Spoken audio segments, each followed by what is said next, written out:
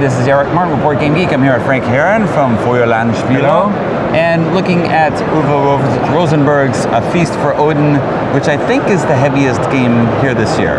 I hope so. I mean, it is a huge box with a lot in it, and there's a lot going on in the game. Yes, it is. So I was hoping you could give an overview of what we're doing. Yes, it's my pleasure. So, basically, what's the game about? That every player has a personal player board that he wants to cover with different goods, following some rules. It's it's a part of a puzzling game. So you have different goods, a lot of goods, as you can see here, in different colors, and they get more valuable from the top to from the bottom to the top. So the blue ones are the most valuable goods, and the green one are also valuable, and these are the less valuable goods. So what you want to do is to get to heave or to trade the blue and the green goods, because there are the colors you can puzzle here on your home board. And why do you want to do that? You see there is an income printed on your home board. Like a chart rising up here, and I assume you get the lowest ones. Yeah, the more you covered, the higher your income will be. But you have to start from here, the lower left, and you have to work up to the upper right of your playing board. And also you see some colored spots here that are what we call bonus fields.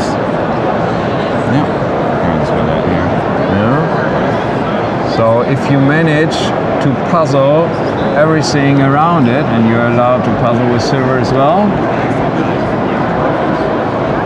then you will get this bonus at the end of the round. So you want to go up as quickly as possible, puzzle everything, but still puzzle around those bonus fields to get those bonuses.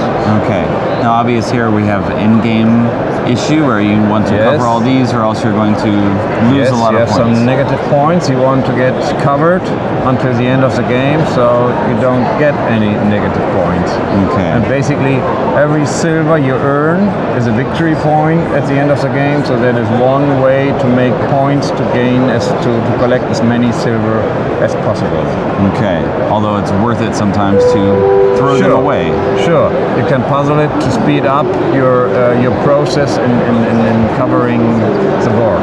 Or you can spend it on other things. I explained That's later. what we're getting into. How are we getting these items? There you have this board.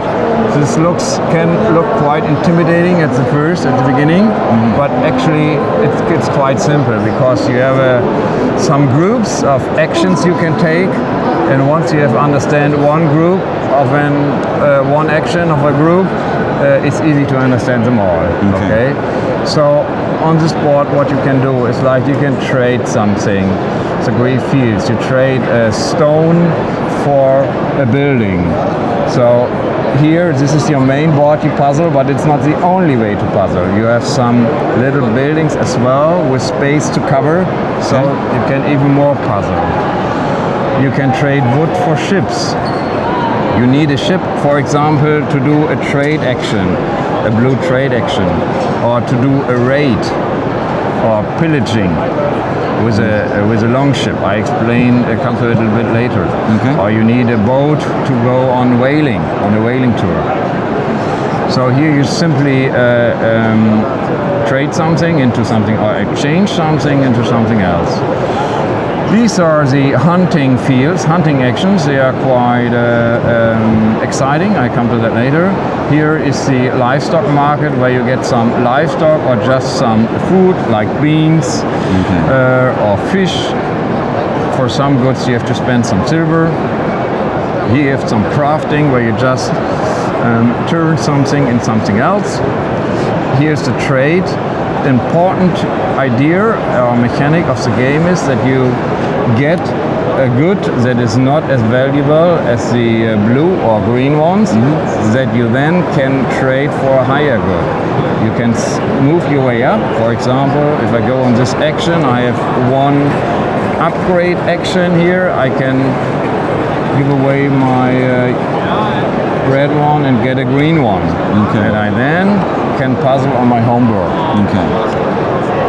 Also, we have what we call the mountain stripes that are here, that are a resource for wood or stone or ore, sometimes even silver. You can take some from these if you do this action, then to, for example, get a ship later on. Okay. Then we come to some training action. I won't go into detail. Then we have the pillaging. I will explain later. Here we have the exploration action spaces. So if this is not enough for you, you can puzzle even more. If you acquire an exploration board, like here the Shetland Islands, where you can do even more puzzling for getting even more income or special bonuses that you don't have on your home board. Okay. Now, when you're getting these other items, the animals, the fruit, agriculture things, Yes. you said those can't go on your main board. Right. Are they only for trading? Are they only for No, things? Can you no. put them in the islands as well, or? Not in the islands. The islands follow the same rules as your home board. As we have depicted it in a small way here, you can puzzle the blue ones and the green ones, but you can acquire a building, a house, to make victory points at the end of the game. But you also have to cover up the negative spaces, and you can do that with the less valuable orange vegetable and the red meat tiles. So these are perfect to cover negative points or spaces in a building. Okay. Okay. So actually the exploration boards are quite important because they give you additional income and additional bonus fields. That is something beginners underestimate. Of course, it's good for your first game to concentrate, try to get your home board covered. Right. But if you want to get more points, you have to consider getting like exploration boards first to speed up your process in getting more income and getting more bonus tiles. Okay. Yes, we have some bonus items, special artifacts perhaps? Yes. So if this is not enough for you puzzling all those different shapes, you can acquire special tiles that have a special unique shape that you then can puzzle maybe in a good way. Sometimes they fit very well, sometimes they don't fit, and it makes it more interesting to puzzle. Okay, and how do we acquire these? So I come to the interesting part of one of the interesting parts of the game. So unusual to a Rosenberg game, we have some dice in here. Okay, so there's some dice rolling included, and this is very exciting. How does it work? We have the hunting here. I can go on a hunting game, and I have this orange dice here. I have to roll, and I try to roll as low as possible. I have 3 tries, and I have to pay what I see to make it a success. Okay. And I pay always here the hunting in wood that I may have, and in a special weapon. And for hunting game, I need an arrow, bow and arrow. And if I am in possession of now at least 3 wood and arrow or any combination, I can call it a success, and I will get this fur and this meat. Okay. Yeah, which is quite effective for just placing 1 Viking. And let me introduce a new rule to this all. You see we have 4 rows here. And the first row, there is 1 Viking to go. So this action, if I want to take it, I have to place 1 of my Vikings. Yes. And to do this action, I have to do 2, and here 3, and here 4. So they are more valuable, those actions, but I have to place more Vikings. Okay. How many Vikings do I have? The game goes over 7 rounds, as you can see here on my home board. And I start off the first round, taking the first Vikings to the 5 I already have. So I start the first round with 6 Vikings, and I will play the 7th round with all of my 12 Vikings. Okay. So from round to round, I have 1 Viking more to place here on the action board. So the hunting game, there's whaling, that is the same, but with a bigger dice. I roll the dice. I can roll it up to 3 times, and I have to see, can I pay it, or do I want to pay it in wood? That would be an excellent roll. I have to pay 1 wood or 1 spear, because spear is a weapon for whaling. Okay. So what happens if you don't want to pay? So there is a little luck involved, but there is a compensation. If you fail, if it's too high, then you get a compensation in return. So it's not a total failure, but you get a weapon and the wood from the supply, so you always end up with something, with more. You started. Okay. And here, if you have to place 3 Vikings on the whaling and you fail, you also get 2 Vikings back. So actually, you spend only 1 Viking to get a wood and a spear, which is not too bad. And you get them back. I thought they were lost to the sea. Yes. They went overboard, I thought. Okay. Yeah. Yes. One we missed. So. The opposite side is the pillaging, where you need a dragon boat and you want to roll as high as possible. And the higher you roll, the better. For example, we have a 12, which will be an excellent roll. We can then add a resource like stone and a sword as well, as we like, to make the roll even higher. So this is a 14 now.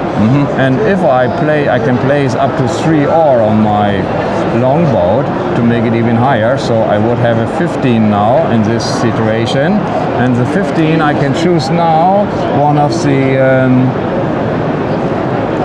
blue valuable tiles that has a sword value of 15 or lower.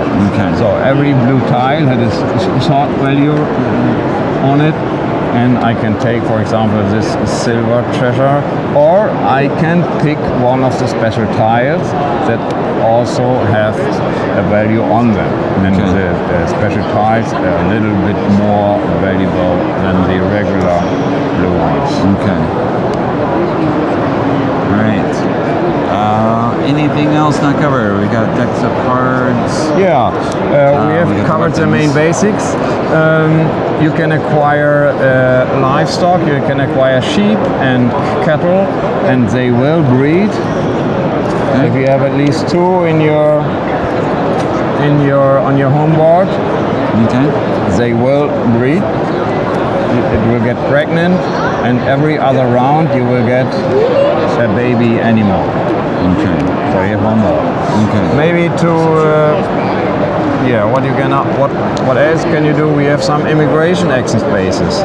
If you have acquired a big boat like the Longship and you have it on your home board in your harbor, you can make an immigration action. You take your home board and place it here on this row, and as you can see, the boat gets more valuable, and also you have to feed less Vikings because they've gone off and started their own colony. How does it work? We have here the plan for each round. As I said before, the game goes over 7 rounds, and in each round you have 12 phases. And one of the phases, number 9, is a feast for Odin, and you have to feed all your Vikings. And this is a little puzzling as well. You have to cover the spaces here on this table, on this banquet, with the vegetables and the meat or animal products. Okay. In a way that no 2 colors of no 2 tiles of the same color touch. Okay. So the Vikings, they care for the health. They like a wide variety of food and stuff there. Okay. Yeah. So they may not touch, and you may not even place. You may, but with a penalty, you may not place, only with a penalty, a second tile of the same kind on your board. Okay. If you do, you have to place it upwards so it covers less space. Okay. And as the game continues, you have more to cover each round. So an immigration helps you getting your makes this table smaller, less Vikings to feed, and it's a little bit easier to feed them for each round. Although now you need a new boat. Yeah, that's a It's trade-off. always give and take. Everything. So, and just to give you a brief overview of a round, in each round starts phase 1, that you get a new Viking here from this board, so you have 1 Viking more for each round. Then you get some harvest. You will be supported with some food, depending on the round. In some rounds you will not get supported, so that makes the feeding a little bit easier. In the next phase, some of the exploration boards might be turned over. As you can see, we have 4 exploration boards, but they are double-sided, so you actually have 8 explorations you can make. And if, for example, the Shetland has an A, if this has not been explored until the 3rd round, it will then get turned, and the Beer Iceland will be available for exploration. So, there's a lot to see here. You get a new weapon card that helps you hunting or raiding, pillaging. Then this is the main phase where you do all the actions, where you place all your Vikings. Of course, like a worker placement game, every action space may only be taken by 1 player. Then the start player is determined. The last one who took an action will be the start player. The income phase, where you get the income depending on how much you have covered. Animal breeding, if you have 2, one of them will get pregnant. If there's a pregnant, it gets a baby child, so every other round you get a new animal. It's a feast where you have to put or place your vegetables and your meat. The bonus fields, then you check if you have any surrounded areas, then you can collect your bonuses for the next round. You update the mountain stripe to take away the further left resource, and you add a new stripe to the board. And then at least you take back your Vikings, and a new round can begin. All right. So there's a ton going on, and yet it seems fairly organized and streamlined in terms of what we're doing here. Yes, and as I said before, it looks quite intimidating, but as you can see, there are sections of action spaces. And once you understood one of those actions in each section, you actually know them all. And if that's not interesting and fulfilling enough, we have about 200 occupation cards in this game. That gets even more variety in it. You start with starting occupations which are fairly easy to understand, and in each round you have the ability to acquire more occupations and to activate them. So there's a lot to explore. With a solo mode as well. Yes. Uwe always, or almost always, starts designing his games by playing a lot with himself. So he plays with himself. He set up the game so that he can play it itself. So almost all of his games include a solo mode, because that's the way he's starting designing it. And then if it works, he adds the next player and the next player, and see what the limit is. See where we go. All right. Thank you for the overview. Giant overview for a giant game, A Feast for Odin. Thank you for having me.